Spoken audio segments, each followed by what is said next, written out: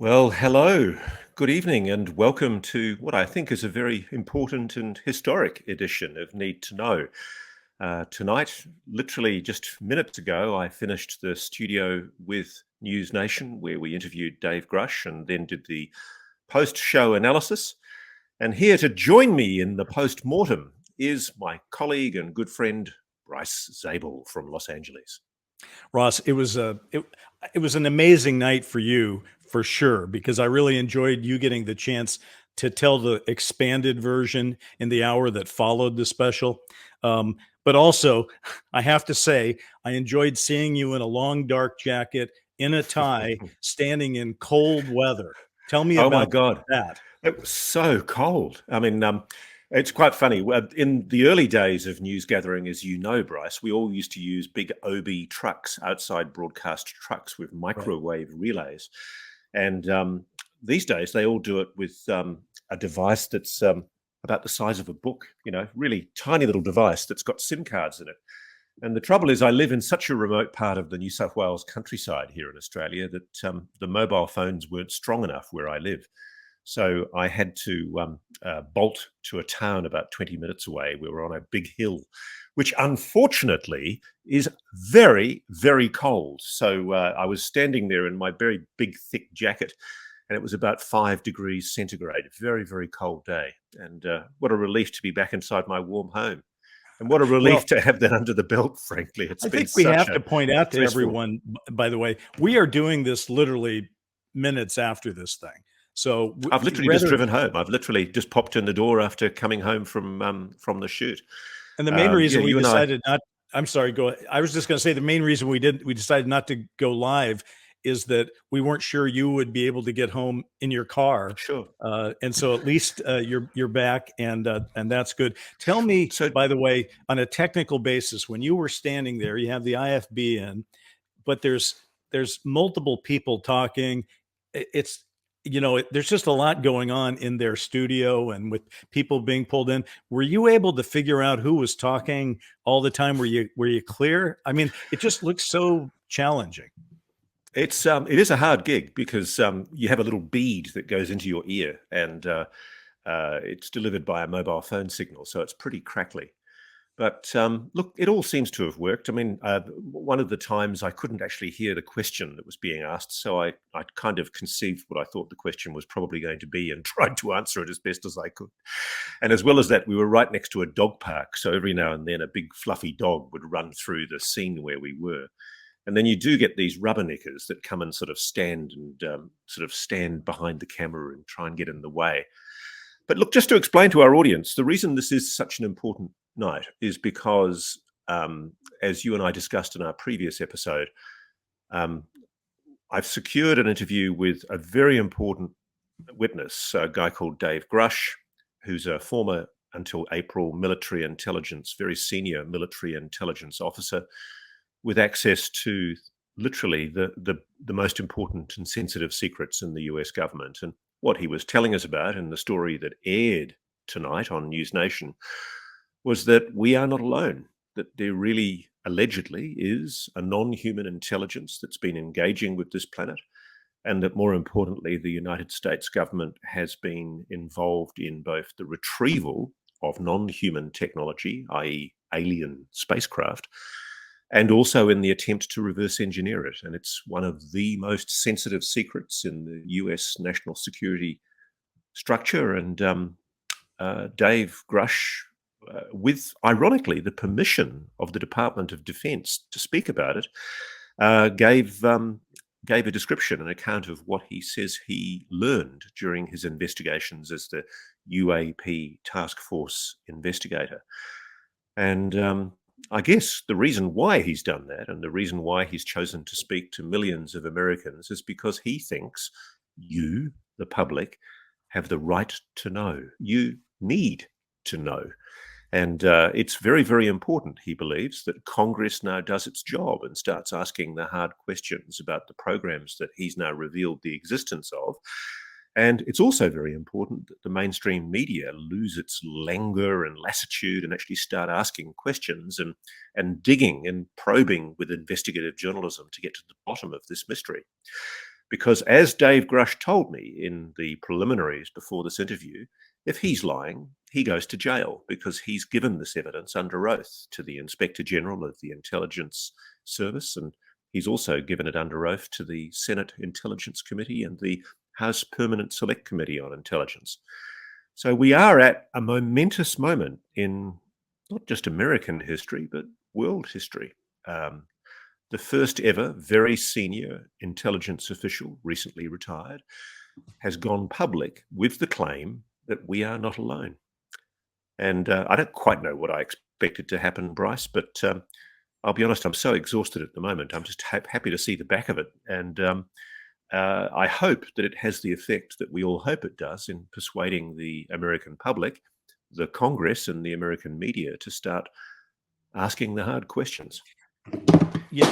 Whoa, I'm knocking things over here on my desk. I think realistically, when you look at the whole thing and how it's all gone down, there would have been a hope that maybe what Grush said would be case closed, and we'd all kind of go from that moment of, okay, now we know what's going on. Let's get to the bottom of it, etc. Well, that's dreaming. Obviously, people have not watched this in unison and said, okay, we're done. But it certainly advanced the discussion in a way. I think I should just bring people up to date. There were 2 days where Ross and Dave Grusch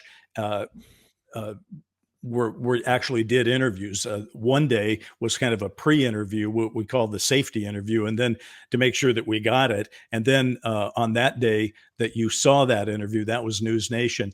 And I ended up, getting to see Dave for a couple of days, having lunch with him, things like that. So I had a impression of the guy as a man, and I found him to be very credible and personable. But it was interesting to watch your interview, Ross, as a viewer, to just sit in the back in the chair and let this interview, even though I've seen it. Seeing it live, man, that's something. And of course, they did the wraparounds with the News Nation anchor, and then later brought in the other anchor, and it all felt like a pretty important event to me. And I found myself thinking, it's a little strange how some people say, but where's the proof? Where's the photo? Where's the this? Where's the that? And I keep thinking to myself, did anybody realistically think they would let Dave Grusch out of the Pentagon with a piece of spacecraft or a photo of an alien or something like that? And I think it's important for us to talk about this because I'm up all the time. Where's the proof is what I guess what people back in the 80s, we had a presidential campaign and one of the candidates said to the other, where's the beef? Right? Because that was a commercial for Wendy's hamburgers. Well, where's the beef? In other words, when people are saying, okay, I listened to him, he talks a good fight, where's the proof? Let's answer that question. Where is the proof right now? Okay, what we know is that Grush is constrained. He's not allowed, by virtue of the fact that he's under an oath to protect the national security of the United States. He's not allowed to reveal things that are classified, top secret, compartmented intelligence. And it's clear that the paperwork, the photographs, the individuals that he interviewed as part of his investigations into the program, into the legacy crash retrieval program, it's very, very clear that those things are classified. They're protected by the Title 50 classification, security classification, which is the classification that protects special access programs, America's biggest secrets, and covert action. And so he may very well, I know he does, he'd love to scream out more of what he knows. But what he has done, and we keep on making this point, and it's kind of lost on a lot of people, he has testified in detail to the Inspector General of the Intelligence Service about exactly what he knows, the things that are classified, because the Inspector General of the Intelligence Service, of course, enjoys that kind of compartmented, very high security clearance. And moreover, and this is a point I emphasized in the interview post-show, and it's completely lost on people like Mick West, who keeps on rabbiting on the press release from the lawyers for Mr. Grush. The press release from Mr. Grush's lawyers is utterly irrelevant, because the Inspector General of the intelligence community did an investigation into Mr. Grush's reprisal complaint. And in the course of that investigation, we know that witnesses came forward from the legacy crash retrieval program and gave evidence under oath to the Inspector General, attesting not only to the veracity of Mr. Grush's claims about the unfair reprisals and the illegalities that had been committed against him, but also to the existence of the crash retrieval reverse engineering program. So this evidence that everybody is clamoring for is with one of the most important oversight agencies in the United States intelligence community, the Inspector General of the Intelligence Community. And it's also with the Senate Select Committee for Intelligence, and it's also with the House Permanent Select Committee for Intelligence, the HPSI. So both of those key oversight committees in the House, as much as they are allowed to, because there's constraints on who in the committee can actually hear this evidence, because it's so sensitive, they've been briefed into what Mr. Grush knows. So I can appreciate everybody wants the blueprints for the TR3B as fast as possible, and I'm only being flippant here, but if Mr. Grush's allegations are correct, there is technology in the possession of the US government that is very highly classified. And whilst he's allowed to reveal the existence of that technology, he's not allowed to detail a lot of the stuff about how he knows about it. And it's kind of odd. It's a double standard, Bryce, because if you think about the very people who are carping on now in the mainstream media about how there's no evidence, there's nothing to prove this, and I'm talking here about some of the establishment newspapers in the United States, those same establishment newspapers were quite happy to be lickspittles to the intelligence establishment back in the early 2000s, when there were false claims being spread by the intelligence community that Saddam Hussein had weapons of mass destruction. And my country, Australia, and yours went off to war in Iraq on the false pretext that there were WMDs in the Iraqi desert somewhere. And we did that on the basis of supposedly informed anonymous intelligence sources, whom it subsequently emerged had no bloody idea what they were talking about. They were wrong. So you've got this double standard in the media, where the media on one hand appears very happy all time to rabbit the assertions made by unnamed intelligence officials. But because it's this controversial subject of UAPs, they go, oh, no, we can't possibly investigate David Grush's allegations because, well, there's no evidence. No. Well, they were quite happy to champion and be lickspittles to the march to war in 2002. And the reality is they didn't have evidence back then either, but they were quite happy to unquestioningly run the assertions made by the intelligence establishment. And what I'm saying is people need to start bringing in their critical faculties and asking the question, well, of course the government's going to try and keep this quiet. Of course they're going to try and sit on this information. And the only way that's going to change is with pressure. I'm really glad that you got a chance to do the extended play version. That's the director's cut, folks, of the question, where's the beef, where's the proof? Just so people who maybe didn't see it or saw part of it, there were really 2 hours we're talking about. The first hour was the special called We Are Not Alone. And that was the one that focused intensely on Ross's interview with the whistleblower, David Grusch. Then there was an hour afterwards that was a News Nation sort of reaction, if you will, to the first hour. And Ross, it did make me smile to see that, yes, they went out and pulled in debunker Mick West and put him on TV, and you had to talk about proof with him there. And it was interesting to me because people like Mick West, and I don't, he's not the only debunker out there, but he is certainly the most visible. He gets the most airtime. People like Mick often get to comment on videos. So Jeremy Corbell will put out a video and Mick West will immediately be called to sort of debunk the video of being what it is. This was a whole different thing. Here's a guy, as you just discussed, highly qualified, and as I like to say, a guy that was trusted to work on the presidential daily briefing and courier it to the Oval Office. So here's a guy who's speaking from experience. What's Mick's take going to be? And it was interesting because not only did he try to float this in the show, but he didn't get to fully get through it. But in his tweets, he's basically saying, well, the guy heard people tell him whatever they wanted to tell him, and he believed it all, but it's all lies. So he's had to move from people have misinterpreted what they're seeing with their own eyes on a screen to, well, he may have said all that, but he was lying because without intent, that people had lied to him and he's passing on lies. So I just was kind of curious, what was your feeling, Ross, as you were on the air and there's Mick being trotted out with that? I could see, because you and I have had, what have we done, like 40 hours of this kind of thing. I know when you're dying to get in a conversation, because I do it too. You're kind of, we're all, we're trying to get in there. And I literally could see you standing there freezing in your long coat and tie, but still wanting to leap through the screen and answer what Mick West was saying. So what was that like? Look, let me just say off the top, I actually like Mick West. I think it's important that we have skeptics.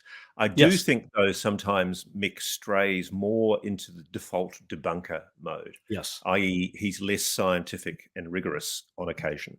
But I think he has performed a very useful service in holding some ufology commentators' feet to the fire on issues where they're perhaps a little wobbly. And myself included. I think it's important. I think there be skepticism. It's important.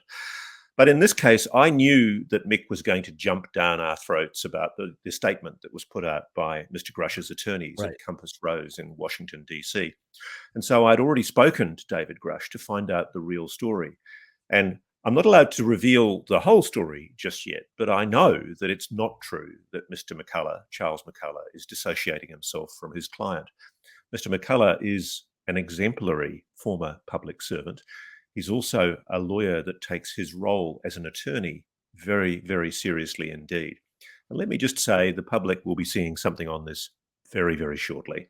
But frankly, Mick's wrong anyway in attaching significance to the fact that the lawyers said that they'd been misrepresented, because no misrepresentations were made. No representations were made by me about the lawyers, or indeed by Leslie Kane and Ralph Blumenthal. What we did make representations about, and this is a classic straw man argument, it's postulating something that we never even postulated.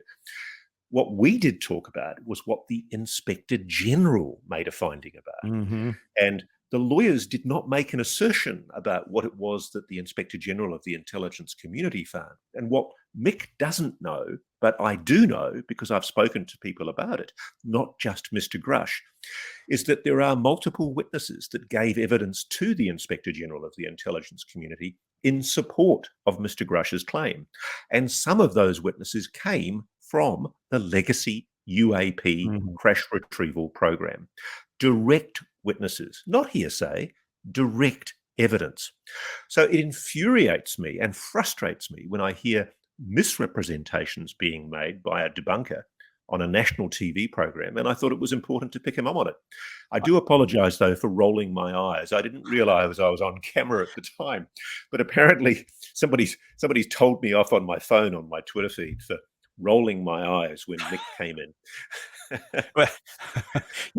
First of all, you were on camera because a lot of the times it was a split screen with four people. So even when everyone else was talking, you were there. Listen, enough of the debunking aspect of it, because it was a small, tiny little piece of it. I did want to clear one thing up. Prior to the special and prior to the piece that came after it, I did a short interview in their News Nation Prime show. And the anchor woman there actually in the intro, I didn't catch it until I saw it later, was saying, and there's even the idea that there's a retrieved crash wreckage, a retrieved craft, singular.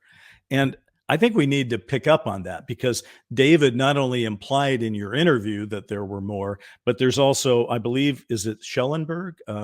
Another Michael researcher, Schellenberger, very respected journalist in his own right, who was talking about a dozen of them. So it's not a secret. So I just wanted to say, whether he said it on camera or not, I remember talking to Dave Grusch and saying, well, how many are you talking about? And his answer, whether it was on camera or Double during figures. lunch or something, he said double figures. So, Yeah. I mean, folks, let's think about that. Yes, it's been a number of years, 80 or 90 years, depending on whether you start the clock with the Italian crash or with Roswell, but that's a long time. And that doesn't mean they're crashing every 5 minutes. So yeah, a dozen of them gives us something to study. And as you pointed out in the special, there's probably craft that the Russians have and that the Chinese have. So it's about to get very, very interesting as we kick that rock over. You know, the thing, and I think the host of the News Nation special, the follow-up analysis show, made this point Mhm. multiple times. I think the biggest thing for a lot of people is the ontological shock. Yes. The fact that Grush really did, Dave Grush has really made some quite extraordinary allegations. And the one that I was holding my breath and I was listening to it on the IFB audio as it was going out. I couldn't see it, but I was listening to it. It's the moment when Dave is asked, have people been killed to protect Right. this secret? And people wonder why there's a resistance to revealing the existence of the program when you have a former very senior intelligence official saying that his understanding, his strong suspicion is that there have been people who have been murdered to protect this secret. Oh, We're talking here about crimes, Bryce. And then when people ask me, what am I scared of? That's what I was scared of. I'm scared of the fact that there are grave crimes committed allegedly by people in the executive arm of government and possibly also in a private aerospace contractor to conceal this secret. What have they done? what have And they done? is it any surprise that they don't want to talk about it? Not to me. It was interesting though when I did that first interview in the a couple hours before the special. That's the very first question the anchor woman asked me was about people getting killed. So I mean that really shot up as something that they're very interested in, and obviously, boy, that leaves some digging to be done. I did want to talk about ontological shock though, because the anchor of the what are we going to call this? There's the special, and then there's the follow up. I don't know what The post-show the, analysis, the the post show post-show wrap. analysis.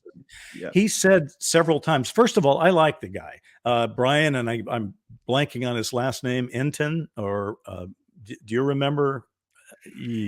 Sorry, Brian, but he said 3 times, I think, how he part of the problem was he just couldn't seem to get his brain around yes, he hears people say these things, but they're so shocking, it's just you want to not believe it. And I understand that. I've experienced that so many times in the last couple of weeks, particularly this last week as people have been talking about it, where I will tell people what's happening and so forth, and they'll listen politely, but there's no follow-up question a lot of times because they're just not prepared to hear about crash wreckage and intact craft and bodies and reverse engineering. It's just too much. When you're talking about, well, I saw this light in the sky and it was impossible. Somehow that's not ontological shock. People can relate to that. But the specificity of what Dave Grusch has said in your special tonight was a lot. And I think it's going to take a while for people to process this. And that may be exactly what's going on right now. Yeah, I found Brian Enton's comments Enton, quite yes. interesting because I think he was speaking for a lot of people in his audience. It's a Yes. very, very confronting thing to hear a person making these extraordinary claims. And I think you and I have heard them so many times now. You and I must have discussed this in secret Right. so many times in the last month or so.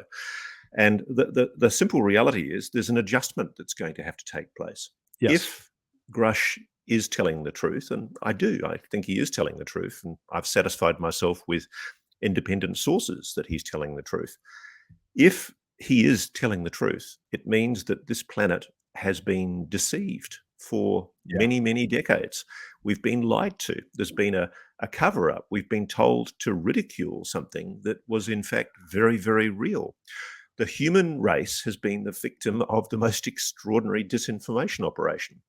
And it's been an incredibly successful one. I mean, it's such a taboo subject that even now, as people are being told by a former very senior intelligence official that it's real, that there are NHI, non-human intelligence, that yes, we do have craft, that's the allegation. the very time that we're telling that, I think people are going to have trouble processing it. And I'm not surprised at all that people are still going to be skeptical. But that's the issue. The issue That is we know for a fact that he has made these allegations under oath and that they have been verified as credible by the Inspector General. And we know for a fact that he's given evidence to them under oath to the various House committees. And so on that basis alone, it's incumbent on the American people now to start rattling the cage and asking their government, what are you hiding? And why are you hiding it? On that topic, obviously you did a lot more media than I did. I did a couple of things, but two stand out to me this week. I talked to Chris Cuomo, who's on News Nation, and I talked to Laura Ingraham, who's on Fox News. Now, these are people that charitably are on different sides of the political spectrum, and let's not even get into that. But they both kind of said the same thing in their questions and statements surrounding this interview, that the interview I did with each of them, which was both of them mirrored what you were just saying, where there's these accusations that the government hasn't been fully forthcoming. And both of them took the position, well, enough of that. There's an easy answer to all of this. Let's just investigate it like we would anything else. And let's get started now. Their impatience with more nonsense and dilly-dallying about this thing was palpable. And I thought it was kind of refreshing, because that's certainly not the way all news goes. And I'll give you another example. I can't remember. It's late at night, folks, but I can't remember the name of the president's press secretary, Valjean or something. I'm sorry, it's late, but she was asked about this week. And she said, well, Corinne Jean-Pierre, our friendly Rich, has told us. Valjean, I don't know what, I'm completely whatever. But what I thought was interesting is this woman said, and she sort of had a smile, and therefore the reporter had to sort of smile back. And she said, well, you'll have to ask the Department of Defense about that. And I thought, what kind of statement is that? The press secretary gets up there day after day after day and talks about all kinds of things. The press secretary talks about pardoning turkeys at Thanksgiving. For crying out loud, why is the press secretary saying that that's something that this White House is going to laugh and smirk about and refuse to answer the question? More importantly, Bryce, why are the media complicit in letting her get away with that? Because this is the problem. This is where I think the media starts needing to hold the feet to the fire. I mean, quite a number of people have talked to me about the fact that that era of great American investigative journalism is very historic. It's very in the past. But, there are some great American investigative journalists. I'm friends with some of them. They're good people. Yep. But what's happening in America, I think, is with the UFO subject, the UAP subject, there's almost a kind of a fear, a taboo, a stigma that makes people think, oh my God, I can't touch that subject. Let's just laugh about it nervously. And it's quite ridiculous, because we now know beyond any shadow of a doubt that there is at least a prima facie case to suggest that the government is involved in a monstrous cover-up. And it's quite fun. I love it. It's hilarious to me as a journalist that people aren't following it. And I mean, to me, I just want to put another boot up the butt of was it the New York Times? It was the New York Times. What's his name? Ross Coulthart. Or doubted. Right. He certainly doubted it. There was an op-ed piece by someone's going to fact check all our names from this night. You're exhausted and I'm exhausted, so it's okay. We get a pass tonight. But no, there was an op-ed piece by a guy from the New York Times, which came out in the last couple of days, and we were all holding our breath, waiting for the killer punch to try and attack Dave Grush's credibility. And hilariously, what they did was attempt a slur by linking the very controversial Bob Lazar with the allegations of Dave Grusch. And I've remained very agnostic on Bob Lazar's claims in my book and in subsequent commentary, because I do think Lazar has lied about his educational record, and there are inconsistencies in his story that make me strongly doubt that he would ever have been given a security classification that would have given him access to Area 51 and to see alleged craft that have been retrieved by the US government. And so what the New York Times did was try and associate that quite easily discredited figure with Grush. And that wasn't journalism. That was just a smear job. That was a grubby little smear job. And the thing that really shocks me is if that's the best they can come up with, it means they're really scrambling. And we're in a really weird situation now where the mainstream papers in your country have dropped the ball. And look, the same thing happens in my country. You know, I was invited on to a TV show on another TV network other than the one that I work on, and I wisely elected not to go on it because ultimately what happened was the TV show did the usual X-Files theme and ridiculed the whole subject matter, lots of titters off camera. And you just think, I don't want to be part of that anymore. We don't have to tolerate that kind of nonsensical journalism anymore. Belittling the subject is no longer legitimate because we're now in an era where even the US government admits that this phenomenon is real, anomalous, and unexplained. I mean, even the head of ARO, Dr. Sean Kirkpatrick, has talked about anomalous metal spheres moving in extraordinarily unusual maneuvers. I mean, at what point do people go, gee, there really is something to this? So I think we should probably give a shout out to the folks at News Nation, who I thought rather courageously embraced telling this story, devoted a lot of airtime to expanding on it, and made the special an event by building the content before and after it. And at least the contacts I had with the folks at News Nation, I didn't see any snickering or goofing about. I felt that they sort of took it head on. So hats off. Good job. Yep. Hey, you know, no, Ross, I agree. Can I just emphasize one Sure, thing? I mean, please. I really liked what Brian Enton said at the end of that program, where he actually said, look, you know, what we've tried to do is we've tried to take this issue objectively and without ridicule. You know, we've tried to engage with the subject and treat people with respect. And that's what I really admire about what News Nation's done. They're a small news organization. They're not one of the big hitters, but they're hungry. And you could sense the pride and the hunger for the story that they had in their newsroom. I was really touched by the kind comments that I got coming down the earpiece during the ad breaks from people in the newsroom who were clearly excited and thrilled that their network has this story and that it's breaking news. That's a fantastic thing. That's all journalists ever want to do.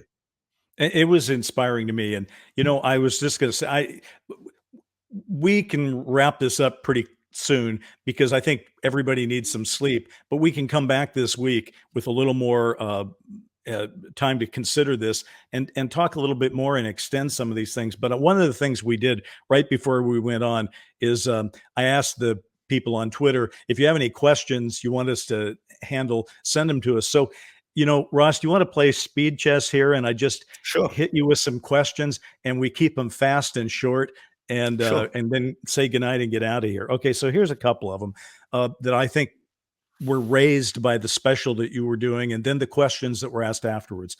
The one that really struck home to me was, is Dave Grusch safe? Do you think he's safe? I think he is now. I think he's a lot safer now that he's taken a public position. There are things that have happened to Dave that aren't very nice. His home's been broken into and he's been targeted with surveillance, and I think he's been harassed. And I've got a pretty good idea who the people are that have been doing the harassing. It's quite extraordinary. It's probably not a government agency. It's probably a private contractor. More on that later. Wow. So, all right. Well, okay. I was just going to say, are you going to be looking into that? I guess the answer is yes. Here's another, are you going to be looking into it question. You raised in that special that the Vatican has known about this for a while.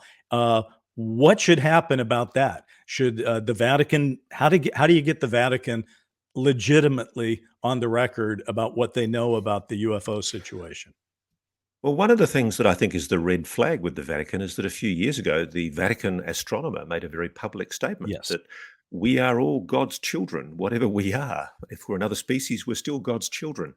And that the Christian faith, they emphasized, is not incompatible with the belief in aliens. And I think the Vatican's been aware of this issue since at least the Second World War, when the Magenta craft was recovered. And I think that the Vatican apparently, my good friend Diana Walsh-Pasulka, the theologian professor, has apparently gone to the Vatican Library in the past, and she's told me that there are enormous archives in the Vatican still to be released where they've been studying the phenomena through millennia.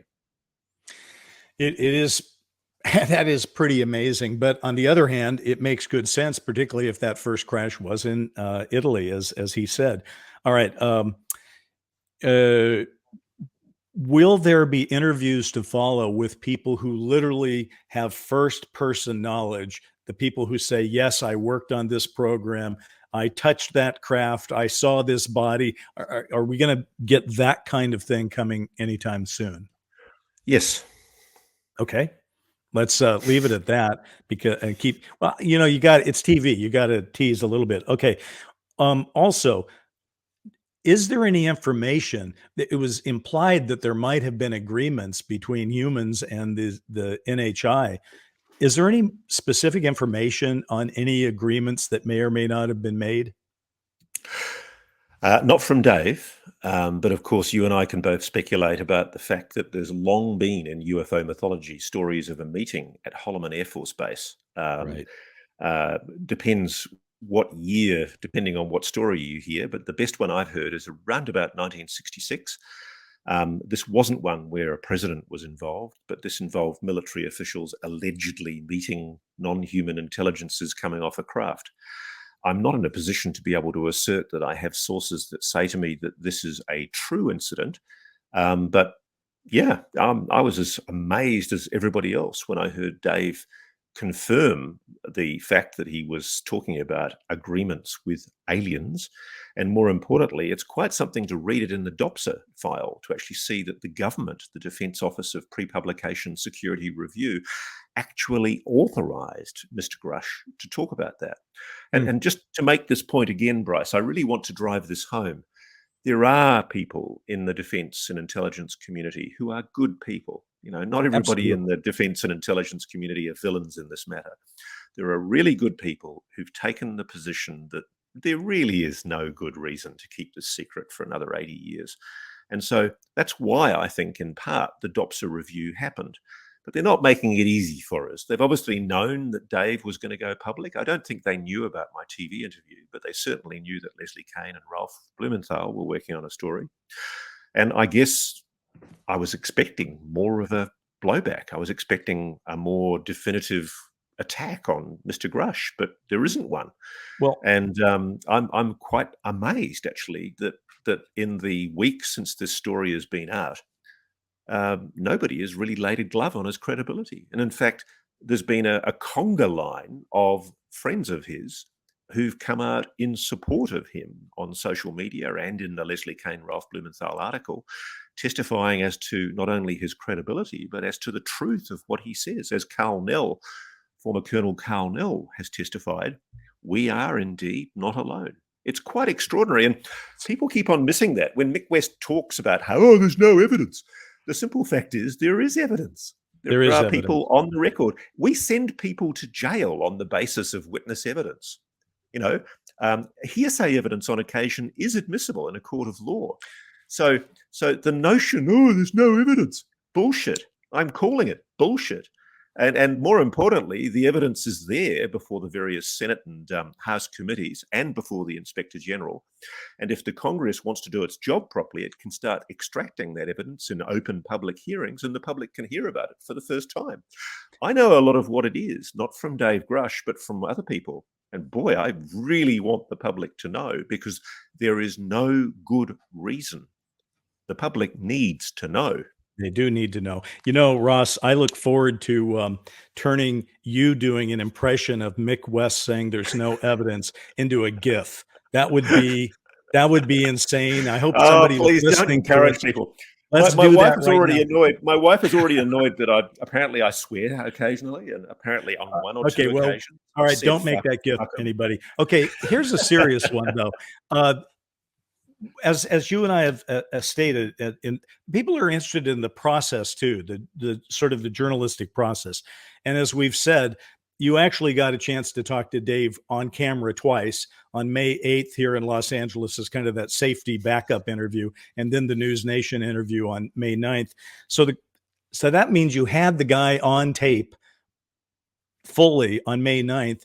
Why didn't News Nation and you go forward faster? Why allow the debrief to sort of go first? Why did that happen? Look, part of it is I've got huge respect for Leslie and Ralph Blumenthal. I think it was important to have their written story ready first. I think we were all hoping, to be perfectly honest, that they would have been able to place it in the Washington Post, which is a well-known, highly reputable newspaper of record. We did think at one stage about scooping Leslie and Ralph, but I'm a nice bloke. The bottom line is we were talking to Dave all at the same time. I guess we could have done if we'd wanted to, but I'm not really interested in playing silly games by trying to scoop colleagues. I'm more interested in responsibly getting the information out there. And I thought that the best way to do it was to contemporaneously broadcast at the same time as Leslie and Ralph's debrief article came out. Listen, go ahead. Please finish. No, I was disappointed that it went in the debrief, even though I've got huge respect for my colleagues at the debrief. But to me, it's a failure of mainstream media that the Washington Post dragged the chain. They didn't knock it back completely, but they dragged the chain and delayed their decision on whether or not to publish. And the New York Times did knock it back, which is a decision I'm sure that future history will show they will have cause to regret. And I guess maybe the lesson of this whole experience this evening is that they'll now realize that there are nimbler social media platforms like ours. There are online platforms now that are in danger of making the mainstream media irrelevant if it doesn't start engaging with this issue. And it isn't, I mean, it depends on how you define mainstream, but just for the record, the Kane and Blumenthal piece was I don't know whether you want to use the word past, but the New York Times had first look, then the Washington Post had a look, then The Hill had a look, and then Politico had a look. And for various reasons, it didn't go to any of those, ended up on the debrief, which is, kind of a strange commentary on exactly what you've been talking about, Ross, how hard it is to get New York Times, Washington Post, that's sort of way up there, and they wouldn't touch it. Then you have The Hill and Politico, and they wouldn't, or either they wouldn't touch it or they didn't feel they had the time to do the work properly to get into it. Listen, just about to get out of here, but I think there's a piece of housekeeping that people are interested in. A lot of people have said they had a hard time watching it, and part of that is because News Nation is new. And I've had to explain many times to people, if you want to see anything on News Nation, you have to go to their website, joinnn.com, and all that. And you put your zip code in, it tells you where you might be able to watch it. But that doesn't apply to Australia, for example, and other places around the world. It's been hard to watch. So people are slowly getting to take a look. First, they saw the clips, then they've seen this special. And there seems to be a lot of people that feel like they are being, I don't know, not quite ripped off, but they feel like they have a right to watch the whole unedited thing. Now, is that ever going to happen? That apparently will be happening. We're in negotiations at the moment to find a platform for an edited, it won't be the full, I think, 3.5 hour News Nation interview, because there's lots of stops and starts and bits that frankly we don't need in the edit. But no, I think we could make a good 90 to 120 minute episode that could go out internationally and domestically. And that's underway at the moment. It just takes time to put that kind of thing together. Of course it does. As you see, we recorded a month ago in Los Angeles, and it's now finally gone to air, and there's been an enormous amount of work in the interim, verifying, checking, and these things take time. You've just got to be careful as you do it. I think that's what I would say to the people. There were a lot of people that said, just put the whole thing out there right now. Well, that's kind of not how it works, because then it doesn't get seen quite. There's a rollout, because you're looking for people who have, as you said, a platform. News Nation, while they're new, certainly used their platform to full effect. and the Debrief use their platform. And if it rolls out, it may roll out to somebody else, and that's good. Let people hear from Dave, see Dave, and make up their own mind, which I think a lot of people are doing. Listen, I would just love to give you the opportunity, since you have been, well, first of all, it's a story that I have watched you break, and it's been inspirational just to see you do that kind of journalism, and the commitment you brought to it, and the follow through and all that. Tell me, as you want, from the moment the Debrief article broke, what's your life been like this week? What was that experience like for you? It's been nonstop. I mean, I literally flew back from Europe. I think last time you and I spoke, I was in Paris, and I flew back from Europe on Wednesday, and I've been falling face first into my meal every night for the last few nights because I'm so jet lagged. And yeah, it's been hard. But you know what I'm going to do now, Bryce? I'm going to grab my wife, who I've neglected a bit in the last few weeks, and we're going to go down to the local pub. I'm going to get myself a beer, and I'm going to raise a glass to Dave Grusch. And I will join you in that, even though for me, I'll be going to sleep. It looks like it's daylight where you are. It's nighttime where I am. And, you know, we're going to celebrate Dave by also doing something we haven't done in maybe the last 30 episodes, which is we're going to get out on time. So listen, again, Ross, it was thrilling to be working with you when this great event happened, and I know it's going to lead to many more open doors. So congratulations to you, but congratulations to the world. We've kicked it open a little bit. Now we're moving forward. And for right now, I just say good night, my friend, and thank you. And thank you to all whistleblowers, because we really do need to know.